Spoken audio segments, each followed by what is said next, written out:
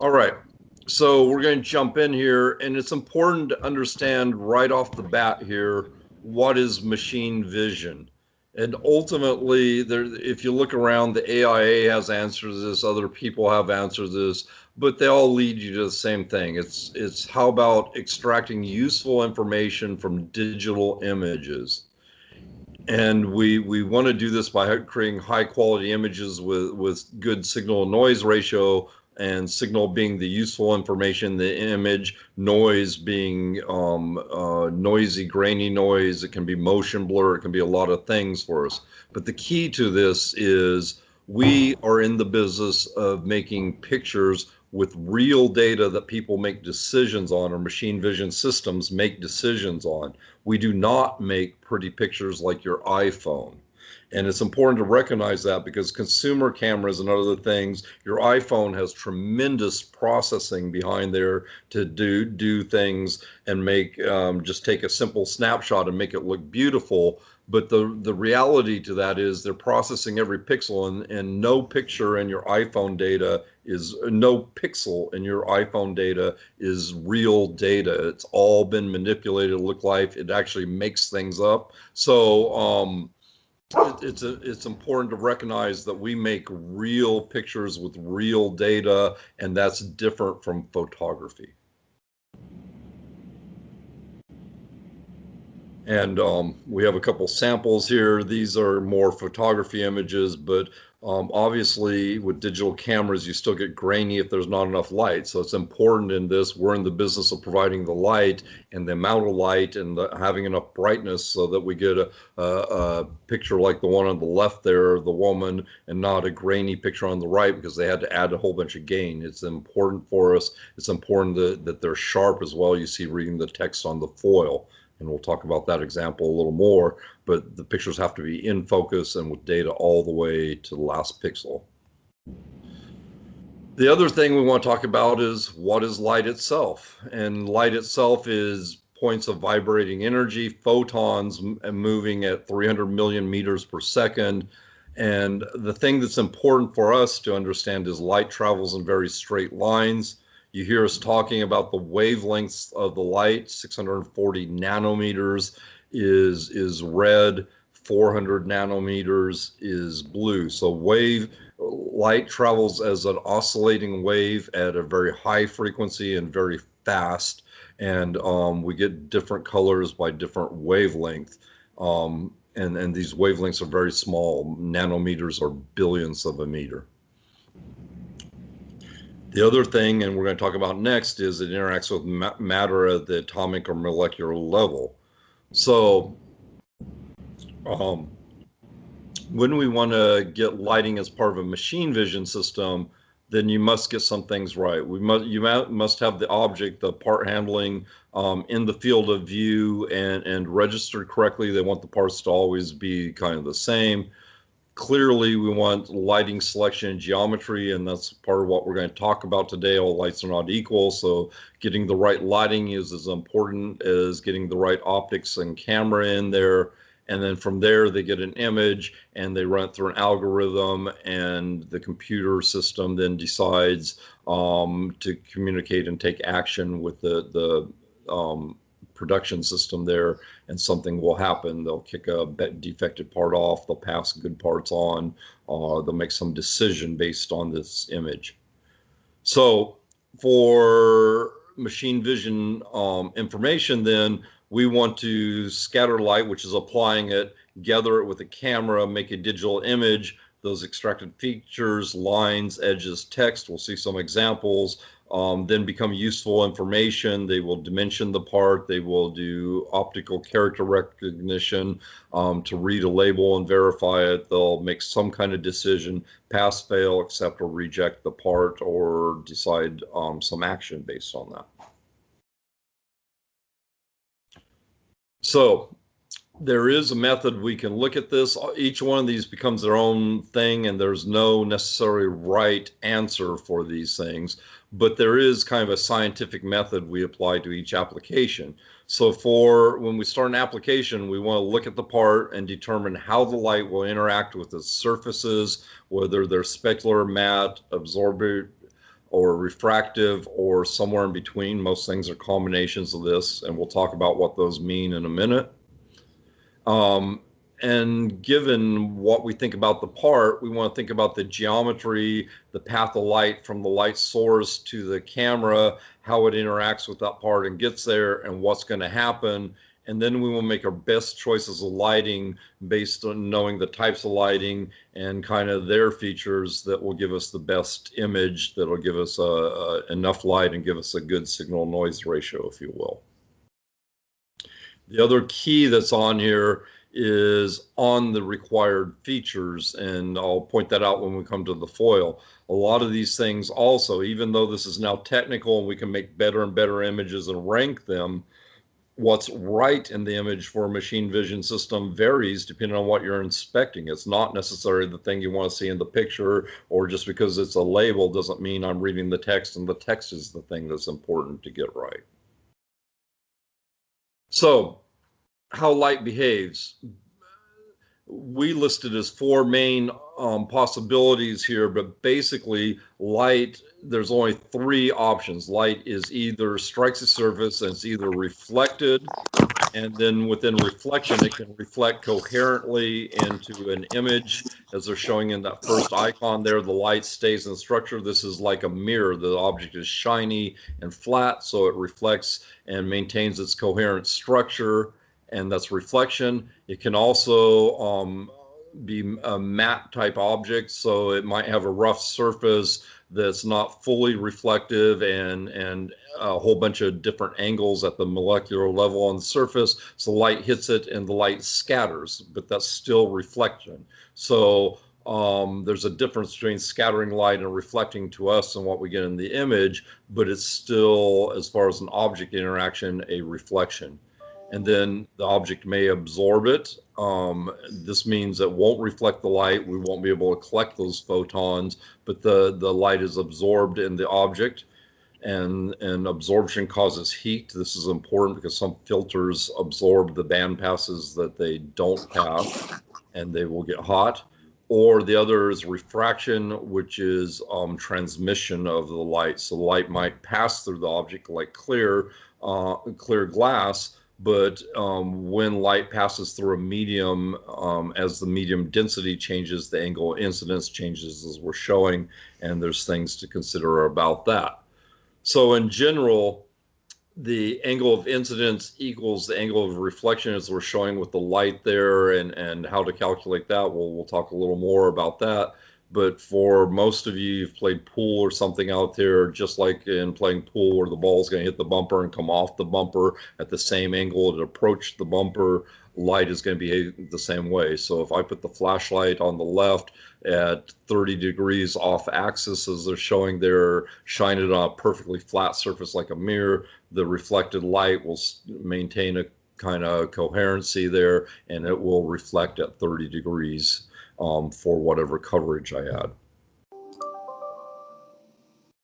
When we talk about refraction, this is kind of a fun picture they put in here, but this is showing that the light changes when it hits the water and the air, and what you're seeing is an offset of the man's head and the sign there, where the light's going through the air, but right below it, where it's going through the water and slowing down the speed of light, it gets a shift. And this is actually a real image, and you can shift things. It's important to recognize when we're doing applications, if we're looking through panes of glass and other things, as we sometimes are, that those shifts can occur. And if we were measuring things here, it's important to recognize that.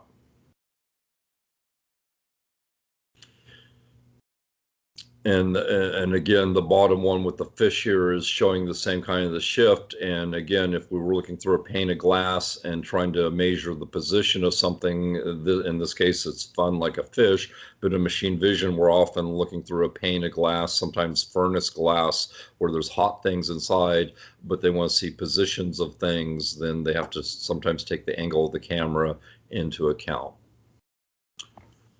So then we're going to talk about light and real surfaces here, and what happens. So I talked about the light being coherent off a shiny surface. So these are called specular reflections. Specular just means that the light is coherent as shown as in the drawing. So each ray of light bounces essentially at the same angle. And if they had an image coming in, a focused image coming in, they will have a focused image in the reflection. And some examples of this are like these chrome-plated ball bearings that are being shown.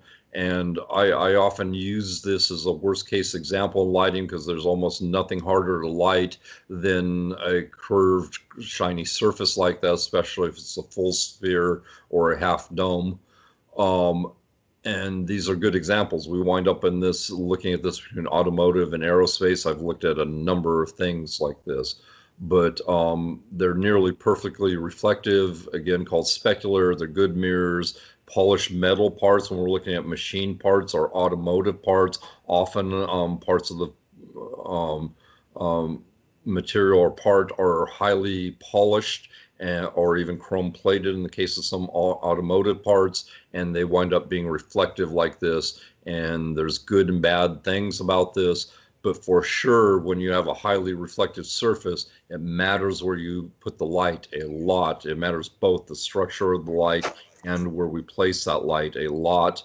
And we'll talk about that more coming up. But sometimes there's no good answer. When you have a chrome-plated ball bearing, there's almost nowhere you can put any kind of light out of all the times we make that you don't see the reflection of light somewhere in the surface to the camera. The other option of that is matte surfaces, and this is where we're talking about getting a scatter reflection. Examples of that are white paper, white powders, ceramic parts, and more or less these are reflecting light. You know, white ceramics reflect a high percentage of light that strikes them, but they have a very porous surface. So when it hits it, the light hits those little particles, and they're not shiny, so they don't reflect in the same direction, but it hits those materials, and at the surface it gets the scattering as shown in the diagram. And so when you look at powders and things like that, they are highly reflective, but they are more matte to the image and not shiny to the image. And it's important to use this and understand this because the way we would light these two types of objects are different. So if they were on a flat sheet, for example, if we're looking down at a flat plane, think of the difference between a mirror and a sheet of white paper. Both are highly reflective, but the mirror, of course, you're going to see the image, the lighting that's above it, and everything that's reflected in the mirror. The paper is going to be a nice kind of test target where it's a uniform white field and we don't have any reflections to deal with. The other thing is the surface itself. Maybe the surface is shiny. Again, I keep honing, we wind up dealing with metal parts a lot of times. So sometimes these parts, we're showing a machined part, even though it's hard to tell a little what that is up there. But a lot of times these parts are machined, and they might have rough surfaces because they were quickly machined. The surface itself might be shiny and reflective, but on the surface that it has machining grooves, or in the case of automotive parts or decoration, you know, they put those little ribs, concentric rings at a real fine level in ribs. These surfaces become multifaceted and become like many little mirrors at different angles. This can be fractured or machined metal. It can be crystalline products. Maybe things like sugar are a little bit shiny on the surface. They're not necessarily matte because they're little crystals. Or we can have water or oil on the surface, and in many applications we have to deal with things like water or oil that's either on the surface completely, or parts of it might have oil on it and parts of it might not. So these present challenges for our imaging. More matte surfaces then again can be sheets of paper, you know, molded plastics, paint. You know, we deal with a lot of painted parts as well. Rough or polished cast metal, so it can still be metal, might be shiny if it were finished, but if it's cast or has a rough surface, it then will absorb the light, not reflect it, and certain types of damp surfaces. The other thing that then happens is absorption and transmission. So when we're dealing with liquids, and this happens a lot as well, measuring fill levels in containers, whether it's consumer products like the orange juice there, or whether it's vials for like medical applications, we wind up dealing with a lot of fluids in this business. Ink for your inkjet printer is measured. Often both spray patterns and fluid levels in making printers is measured. So absorptive ones then are any solid surface that's not perfectly reflective. Ink, anything that's not pure white, and opaque liquids are semi-translucent. So the orange juice is a good example. It's a liquid. We actually, if you light this, depending on the type of light, you might capture some light in there and actually make it light up a little orange, especially if we put a backlight behind there that's really bright. It might get a little bit of transmission, but 80 or 90% of the light is blocked through there. So the liquid's going to turn dark, for example, with a backlight. The opposite of that is reflected or transmission.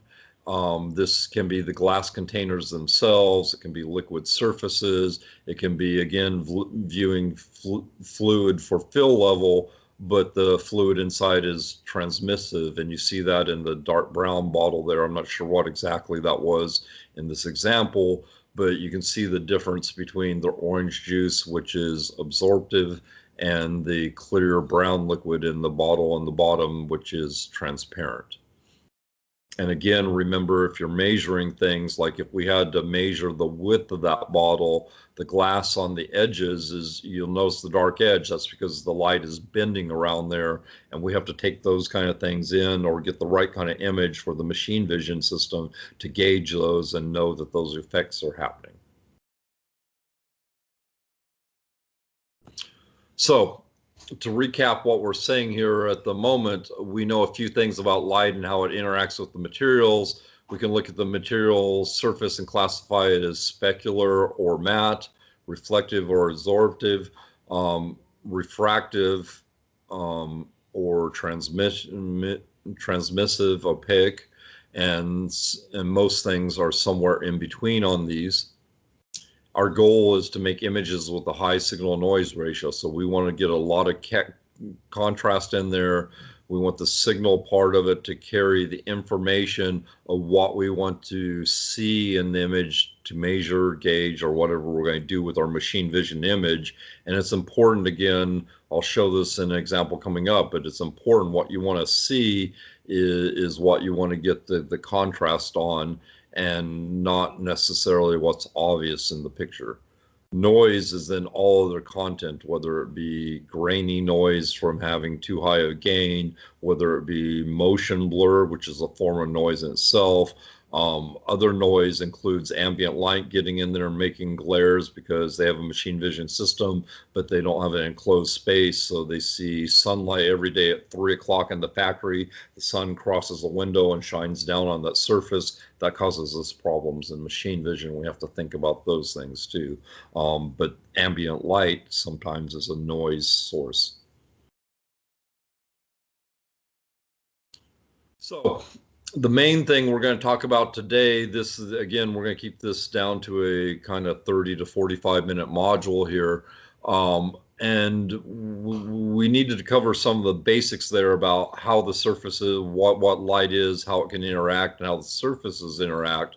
But now we're going to talk about the concept of lighting itself and show you some things that maybe most people haven't seen or think about. Because they're normally doing photography, which is generally bright field type imaging. So in imaging world, you hear us talking a lot about bright field, dark field lighting. We have lights that are both, we have lights at SVL that for both bright field, and we have some specialized dark field lighting, and other lights can be used both ways depending on the positioning, and we'll see that coming up in a second here.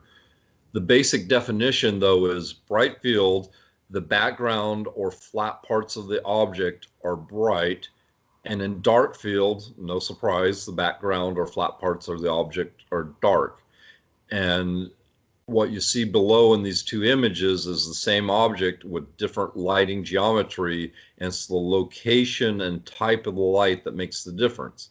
So we'll show how we got these images in upcoming slides, but what you notice, if you just look at that, you see that the one on the left, the coin, that the background is very shiny and the print is dark.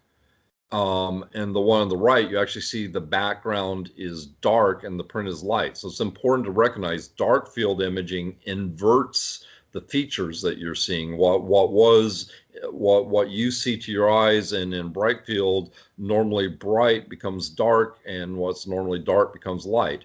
And that includes the background itself. So back to this bright field, dark field designation, if you look around the coin, you'll notice on the coin one, you can actually see the background the coin is sitting on. It's a light gray color because there's an intermediate amount of light reflecting off that rear surface. But you'll notice the one on the right, the background is actually dark, thus the dark field name. And that's because we have the lights arranged in such a way that light is passing at a low angle through there and not reflecting into the camera lens, and the background becomes dark. It all depends on the lighting geometry, both the type of light and the positions, and we're going to show that to you now.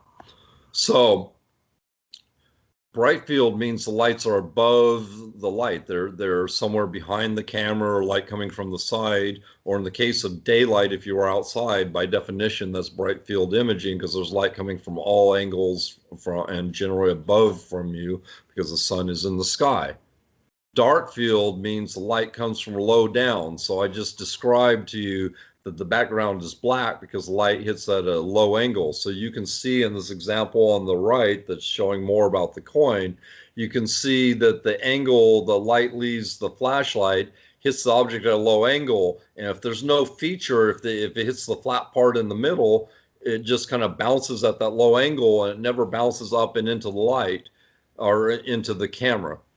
So you see the light in the right-hand image, the light on the right is still at the same low angle, but it's hitting that little edge on the facet, and that edge is what deflects it up in the light. So that's why there's an inversion. If the light is shown onto the flat surface and there's no height or features there, then in dark field imaging, the light just continues to bounce out of the field of view of the camera, and the camera sees none or very few photons reflecting up into it, and the whole field is dark then. And only when you put something like this coin in and the light at that low angle then strikes all those little edges, the circumference of the coin, all the little dots, falling circumference, all the printing, then it hits those edges, and those edges deflect light up towards the camera, and that's why we see that as bright.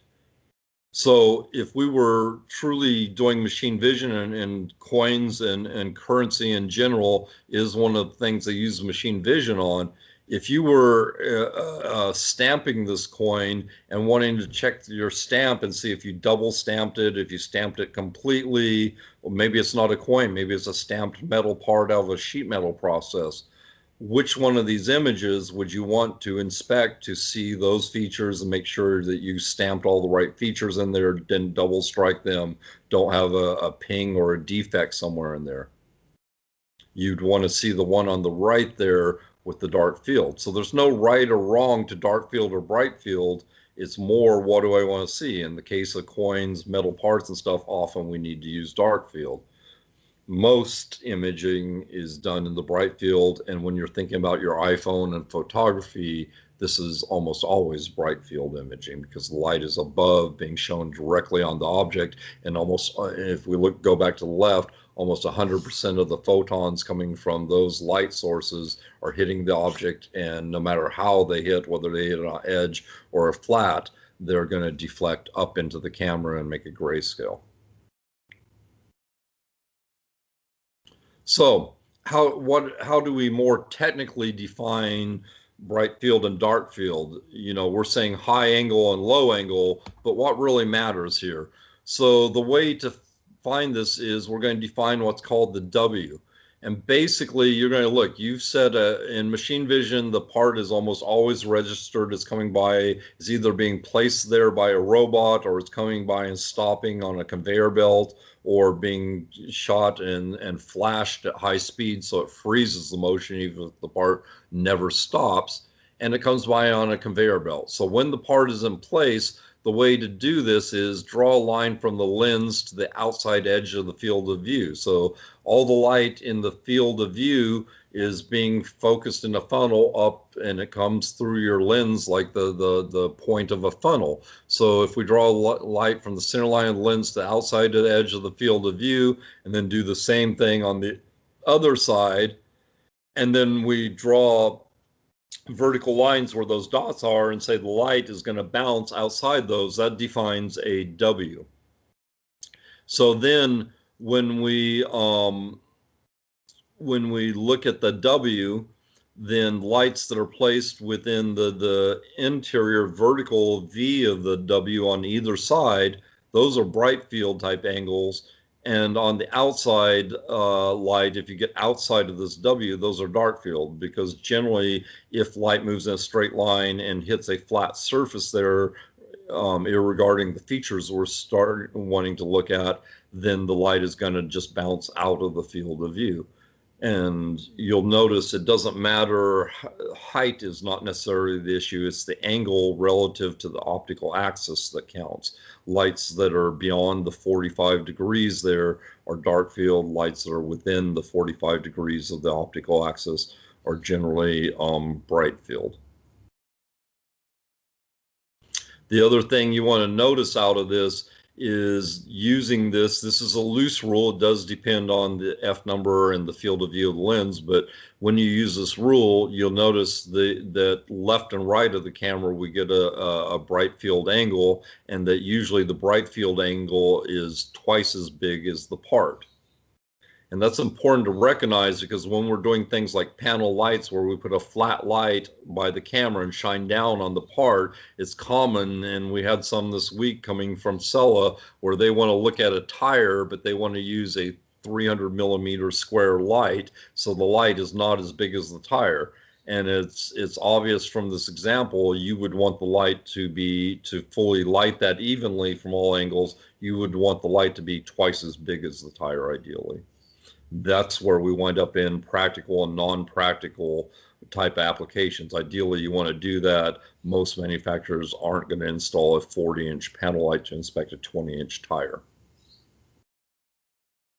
So again, the W defines the boundary. We're just showing further here. You can place bright field lights anywhere on the interior of that W and get a bright field effect and angle. Dark field lights go on the outside, again, high or low to the angle. When you're setting these up, even when you're doing dark field imaging, you want to play with both the height and the tilt of the light to create that angle in there. So both the height affects it, and tilting the light to change the angle to the object a little bit affects it. And if you're setting up lighting, you need to play with both of those things, especially in the dark field, to get the imaging right. So if we have an example here, we want to follow light and see what's going to happen. So in this example, they've used a single light source shown by the flashlight there on the left, and they have a camera setting up top. And they have 3 targets that are being shown here, and the camera is on center with one, the other 2 are a little bit off center. And we have a black paper, a glass mirror, and a white paper, and they're all sitting on a dark gray card. So we want to apply what we're saying here. So taking into account the surface properties of the part and the sketch, imagine the paths of light and how where they're going from the flashlight, from the source to the part, and then think about what happens at the equal and opposite levels and where that light goes from the part to the camera. So the angles, if there's no way to get light to the camera, then that part of the image will be dark. And if there is a reflection to the camera, then that part of the image will be light. So in this, you can see with this geometry and lighting, you can see that the black paper is going to simply absorb most of the light. You see there's a single ray angle, and no matter how it would bounce, it doesn't really matter because black paper, black construction paper, or some kind of matte surface like that, no matter what, is going to absorb a high percentage, 80 or 90% of the light. You'll see the surface, but it's going to be dark. The glass mirror, of course, is going to reflect at equal and opposite angles, and be very shiny, but you'll notice the light is at a low angle back to defining the W. If we drew that side of the W between the lens and that glass mirror target in the center, you'd see the light was outside of that. So in this example, it's going to bounce off the glass mirror and go in the dark field angle. The white paper then is going to act like the black paper, except it reflects a lot of light. And as we said, it's got an amorphous surface, so it's going to reflect light and softly in all directions. So the white paper is actually going to show up bright. And if we go to the next slide here, oh, I'm sorry, not next slide, but we insert it in the bottom, then if we look at these three dots, then that is what we would get from the image. And the little circle in there is actually what they got in the image. So in this case, you would see two black dots and a white circle, and the card itself is gray and flat to the object, so it's reflecting light at a bright angle, so it comes up somewhere in between. Now, what happens if we move the mirror to the left? So now, and we change them around. We put the glass mirror on the left, the black paper, and we center these targets up here. Same kind of scenario. There's now a path from the light to the camera via the mirror, because even though it's a little bit left of the center, it's on angle and very reflective to where that light is. The black paper is going to still absorb, and the white paper is still in a position where it's going to reflect. So now, if we look at our three dots, not only do we get two bright ones and a dark one, the mirror becomes very bright. We're actually, in this case, you would actually see kind of the light itself in there, and you would see a bright spot in the middle from the bulb, and a gradient across there from the reflecting surface of the light.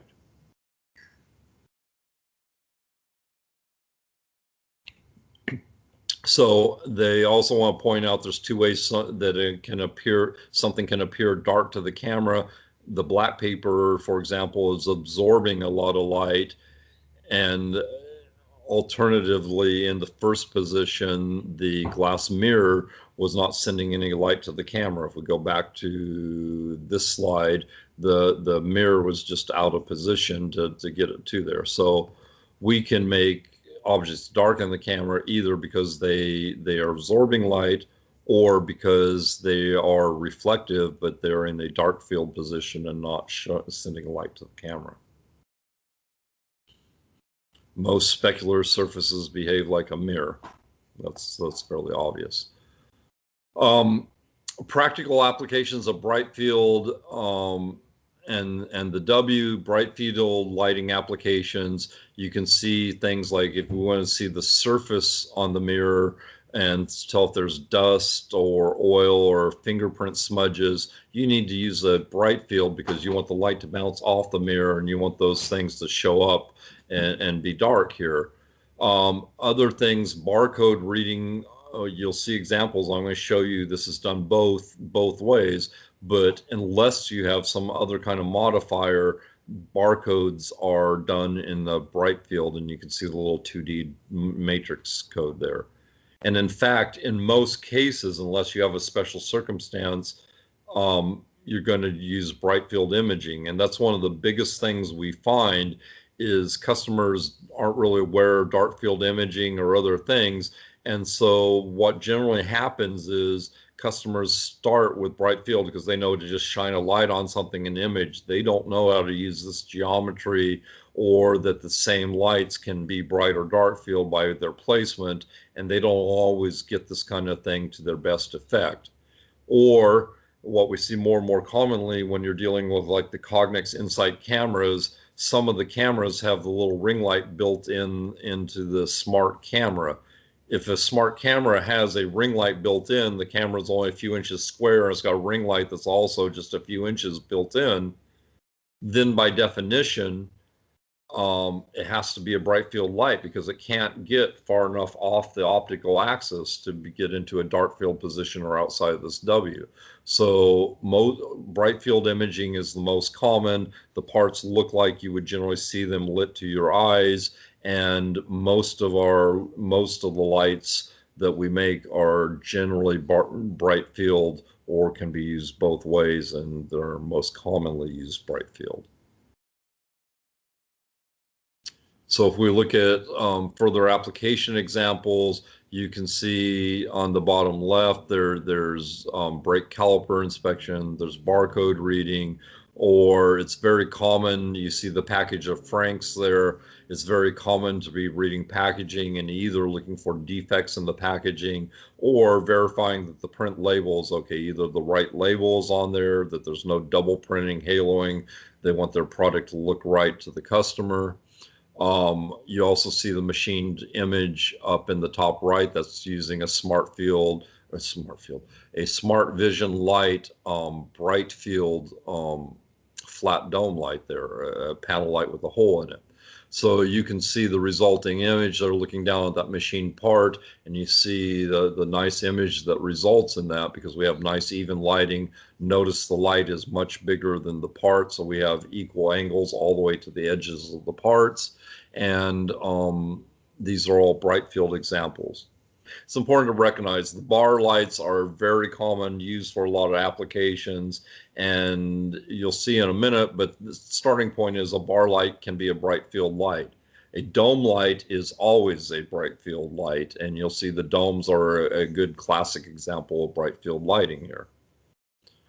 So when we look at dark field, then it's a low angle, like we said, but why do we use it? Well, we already talked about stamping and coins, but what if we were looking at the same mirrors in the bright field, but we didn't want to see stuff on the surface? We simply wanted to see cracks in the mirror, or more often they're doing display inspection on like your iPhones and other things. They're looking for Apple inspects for scratches down to about 8 to 10 micron in the surface because you start seeing those in the glare. Customers detect pits and scratches. So part of their QC inspection is to find scratches.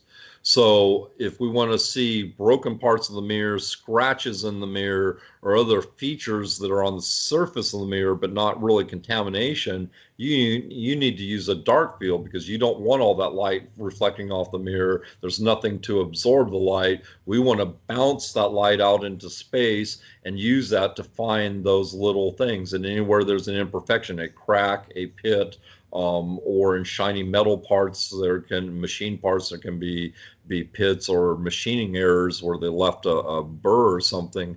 They can see those using dark field lighting. I also told you that barcodes are read both ways. More often you're going to do them bright field unless you have a reason. But one of the reasons are what you're seeing here. Some packages are in soft pack stuff, and what you see is here's a barcode that's under a glossy coating on some kind of soft pack type of label. So the label is not perfectly flat, the surface is very glossy, and you can see in the bright field, you're seeing the lighting reflected back at the camera. This is really undesirable, and because they can't control the warpage, these might be stuff going on a conveyor belt because it's the post office reading. It might be Amazon reading flat packs where they have products inside and it's different products in the same flat pack and they're all going by in conveyors. Then there's no way to light that perfectly in the bright field because that surface is shiny and it's warped all around in different directions depending on what's inside the package. But if we come at it, it's still relatively flat, even if there's reflection or warpage. So if we come at it with a dark field angle, then you'll see what happens is, in this example, they probably didn't use a full-on dark field, but you see the background starts getting darker, but all the reflection was occurring because there was an angle to go straight from the light, hit the curved surface, and go straight in the camera. If we get the lighting outside of that, then no matter what angle it hits that surface, it really can't get to the camera and make a glare. So this would be a case where you would have an extra reason to try and image a hard surface, and this would be a reason to use dark field lighting to read a barcode in this case. You'll see a little more of this. I think I have an example coming up where we would see why this would be done also. Bar lights can be put in any position at any angle. So just like in the examples we're showing, we're using a cartoon to make the graphics easy to understand, and we're showing a flashlight. But something like a bar light is neither bright field or dark field. The bright field or dark field is in the application and where you place the lighting from it. So a bar light is not only one of our most popular geometries because people work with it a lot, but it's also flexible. It can be bright field, dark field, or even somewhere in between. If we get kind of muddy and where we're placing it at an intermediate angle, you can get a little of both. So it's important to play with bar lights. It's important to play with both the position and the tilt, as I was saying, to get the right effect for whatever you're trying to see in the part. So now that we've established that, and the other part I want to make again is a bar light can be both.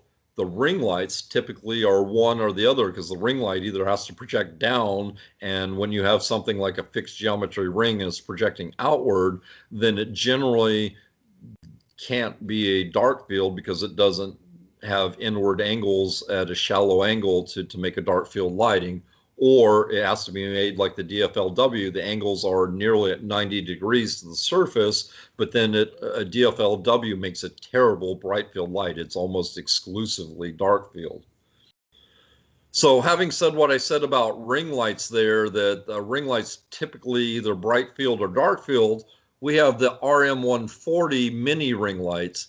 And I want to ask you all to think about this, is the RM140 a bright field or a dark field light? It is both, and excuse the simple illustration here, but the RM140 actually has a curved surface. If you look back at the picture of the real light, you can see that where the red dots are in the emitting surface and with the lighted one on the right, you can see it's actually curved in there. So if we look at this in a cross section, the blue part being the light and the curved emitting surface, well, if the light is coming from high in there, then it hits the part very directly and bounces via the yellow lines and to a bright field effect into the camera lens. But yet the ones coming from very near the edge of the emitting surface on the bottom edge bounce with the orange light, and they bounce at a very steep angle in there. So the answer is, in fact, both. The RM140 creates both a bright and dark field ray angles and has kind of a hybrid effect. So, two more things. First being, I said this already, ambient light is evil. You look at what we're saying about controlling the angles and what people don't usually realize, and look at things like the coin, how different it looks at bright field and dark field. All this is about controlling the type of light and the angle of incidence and the geometry of the light to the camera. So we've taken all this care to do this, but now the factory has open windows and they let sunlight come in because they just have they put a machine vision system out inspecting on a conveyor belt and it's open. Ambient light is evil. It messes up all your controlled geometry. Lighting's going to come from elsewhere. Often we're trying to get the right amount of light to get the right exposure and freeze the part, and it's actually bad to have extra light that's making it brighter, especially if it's coming from a factory window or something where it's bright at 3 in the afternoon and at 8 a.m. it has zero contribution in there.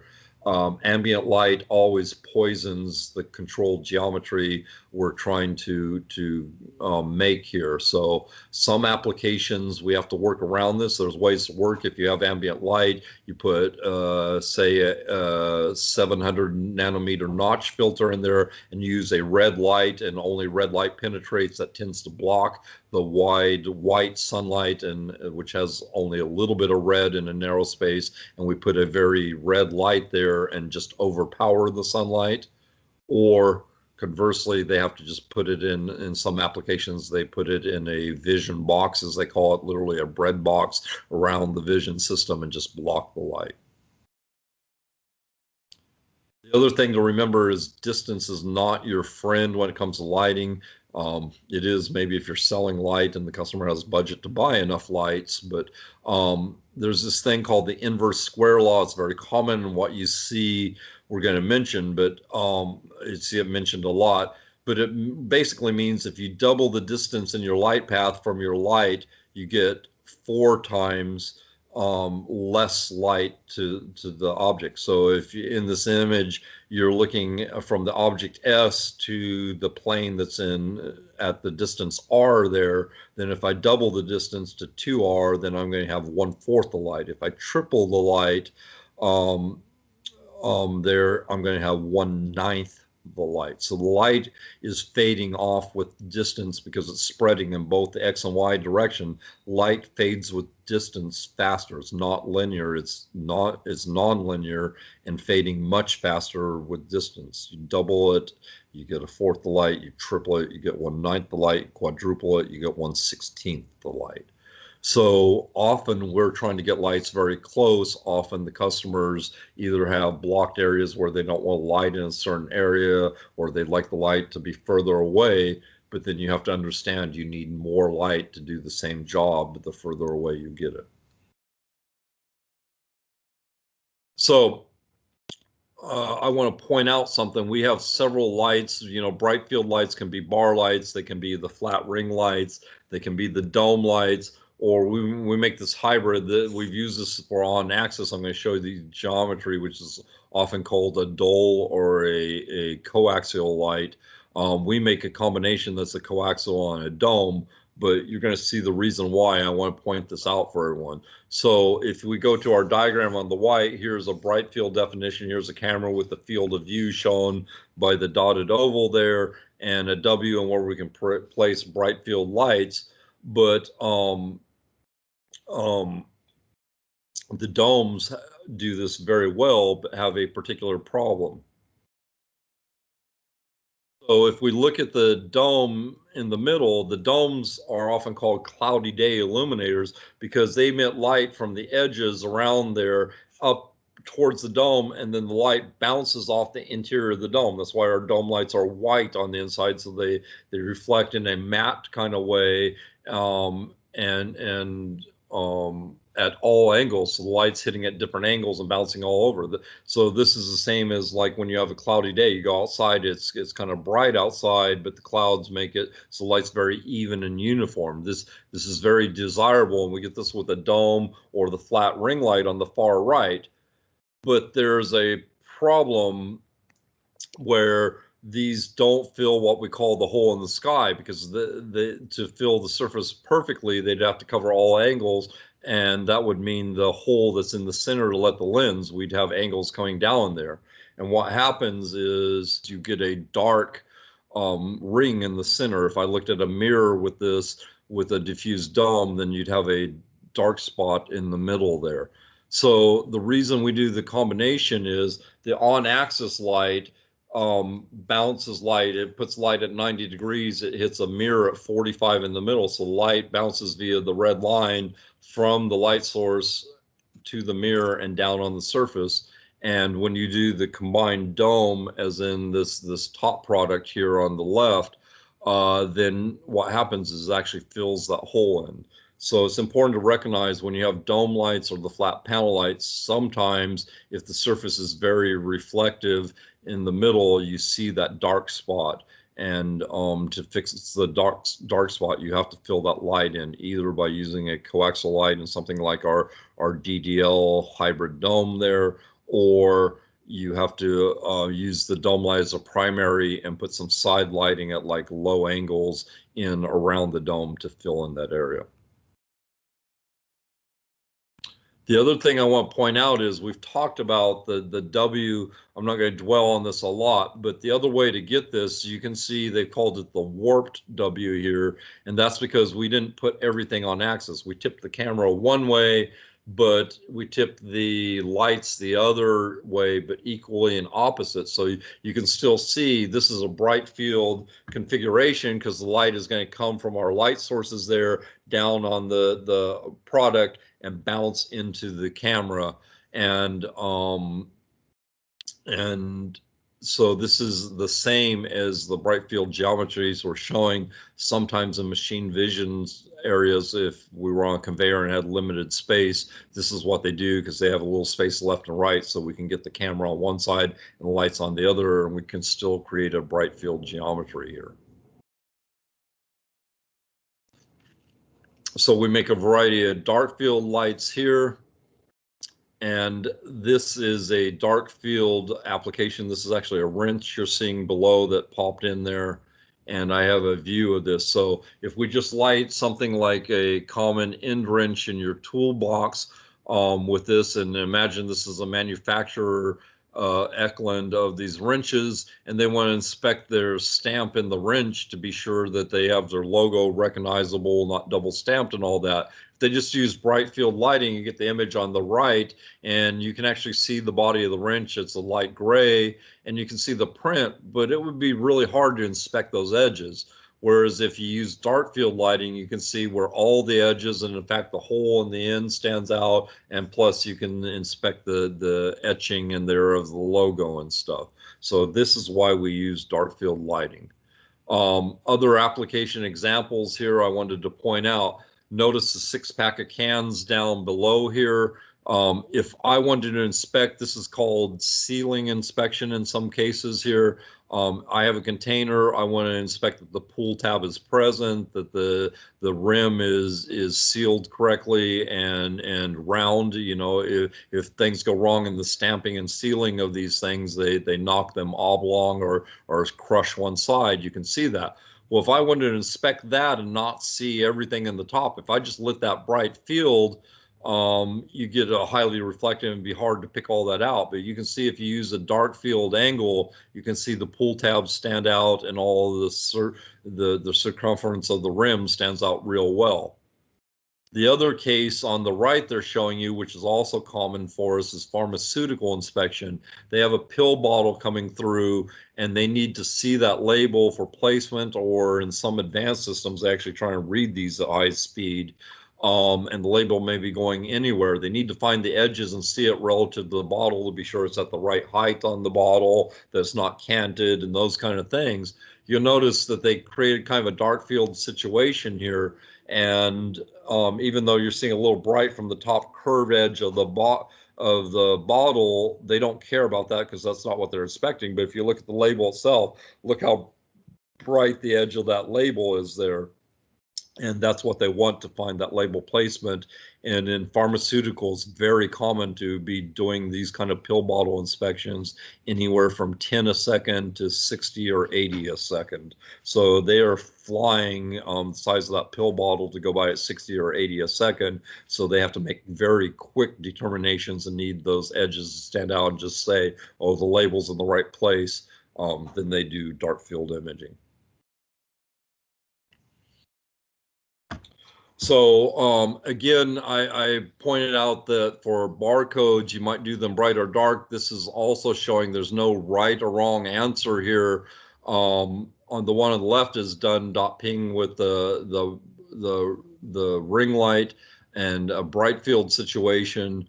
And the laser code, that code is common in automotive parts that they use a marking laser and they actually burn that into a metal part, which is the case here. So those are little indentations. So it shows up just fine in bright field, but sometimes hard to see. But you can also do the same thing in dark field, and then the part gets darker and everywhere there's a little dot catches the light and reflects it to us. So you can see in this case, it's maybe actually easier to read at dark field, but it's a little bit of a toss-up. They need to try both, and they might actually run parts to see this is 50-50 enough. They might run parts to see which is more consistent in their machine vision system. The last thing I want to mention here that we didn't talk about are backlights. So we've been talking about creating this W, and whether it's a bright field or a dark field light. But if I have a backlight, there's no W to be created because it's a backlight is placed behind the container or the object that we're going to inspect. And this is what we'd do again if we want to see the fluid and check if there was stuff in the fluid or bubbles in the glass, or the one on the bottom left one is showing the rim of the glass because they're looking for sealing inspection. You notice there's a crack below the rim and some kind of bubble there in the rim that they're after.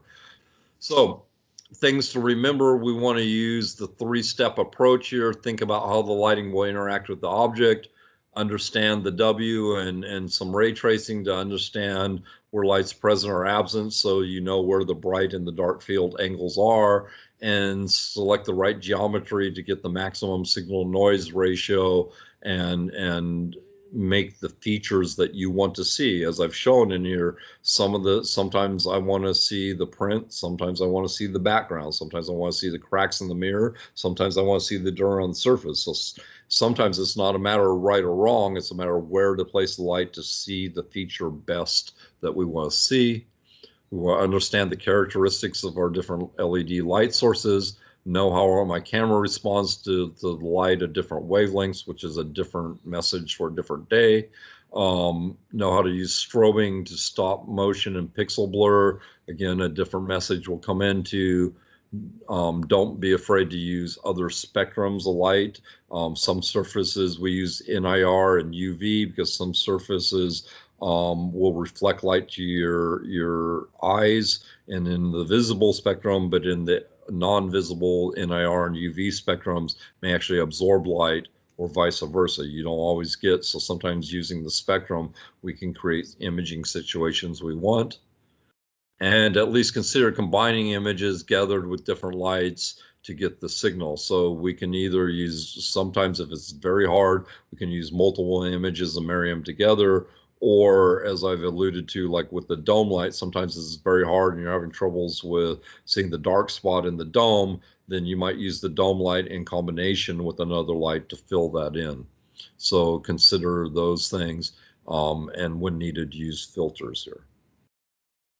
And finally, thank you all for attending here.